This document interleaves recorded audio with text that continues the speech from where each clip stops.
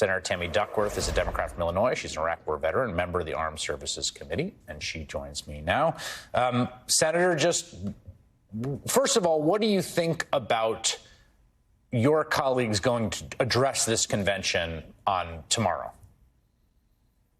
Sickening, nauseating, but it's true to form because they care more about checks from the NRA than they do about 19 massacred children and all of the other children who've been massacred before today and the ones who will be massacred after today. It's only been 10 days since the shootings in New York, and we're going to have another mass shooting here, I'm sure, in the next couple of weeks if the pattern remains. And so, yes, I'm disgusted by it, but I'm not surprised because they continue to value checks from the NRA over the lives of little babies.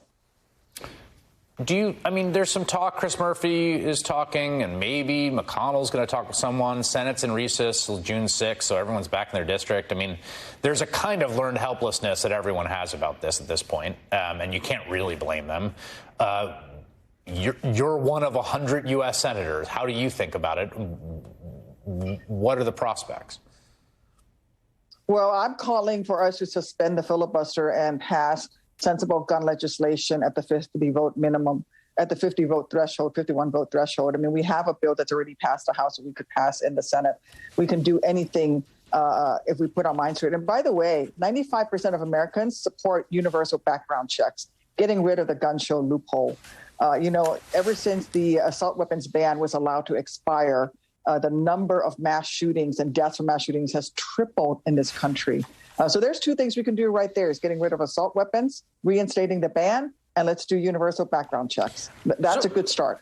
Let me sketch out the gun reform paradox as I understand it. So America has the highest level of gun ownership in the world. It's twice this next highest nation, which is Yemen per capita. We've got more guns than people.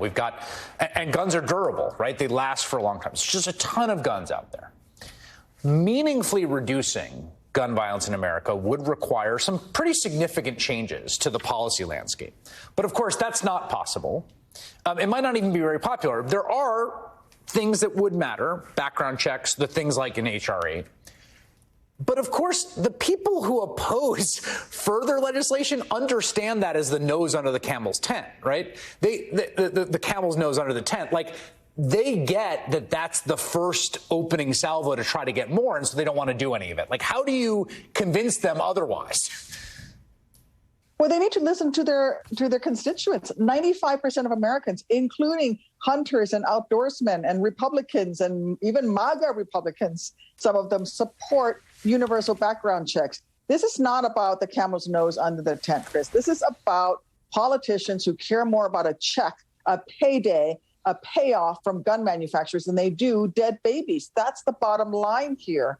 We're talking about getting rid of the assault weapon, restoring the ban. We're talking about getting rid of high-capacity magazines. If that shooter had gone into that room full of little babies and didn't have two AR-15s, but had, a single handgun because he couldn't get his hands on two assault weapons at the age of 18, then we wouldn't have the high death rates that we do today.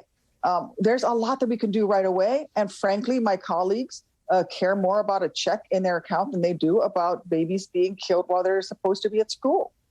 How do you think about, what is your relationship to guns? How do you think about guns? Well, I am a marksman. I actually have an expert marksmanship badge from the Army, and I grew up with guns. My dad was a world-class shooter and a judge at the World Shooting Championships. That's where they belong. They belong out on the range. They belong in war. I carried an M16, later an M4 in my time, my 23 years of service in the military. I've seen what these weapons do to adult bodies, let alone little babies' bodies. And, these colleagues of mine, at the drop of a hat, put a picture of a fetus on the floor of the Senate, blown up in giant poster-size format, and yet they refuse to look at what a little body that has been destroyed by an AR-15 looks like. It's hypocrisy at best, and I'm just disgusted by them. Look, there's things that we can do that would get assault weapons out of the hands of people who would come and commit these mass shootings. Again, as I said, just the assault weapons ban alone was, by allowing it to expire, has allowed the deaths from mass shootings to triple in this country. There's stuff that we can do. Chris, I spent the other night doom scrolling on my phone looking for ballistic-proof backpacks for my 4 and my 7-year-old, and looking for ballistic-proof whiteboard markers that I could buy to donate to my kids' classroom. And guess what? It was already bookmarked because it's not the first time that I've looked it up. That's wrong. We shouldn't be in this situation. Senator Tammy Duckworth, thank you so much for making time tonight. I appreciate it.